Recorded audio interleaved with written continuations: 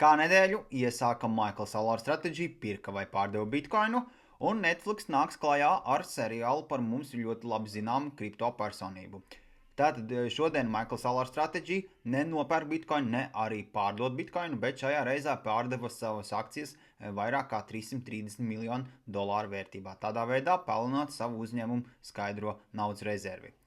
Netflix ir iznācis ar ziņu to, ka novembra sākumā varētu iznākt seriāls par Sam Bankman-Fried, kas bija FTX uzņēmuma vadītājs. Un, attiecīgi, ja tie, kas nezin, kas ir FTX sabruka 2022. gadā, kad, attiecīgi, šis vadītājs izsaimniekoja visu naudu. Būs interesants seriāls, ko vērts paskatīties kripto cilvēkiem. Ja tev interesē vēl kriptovalūta un tu vēlies atrast jaunus dombiedrus, tad dodies uz manu profilu linku un aizpildi whitelistu un būsi kopā ar mums.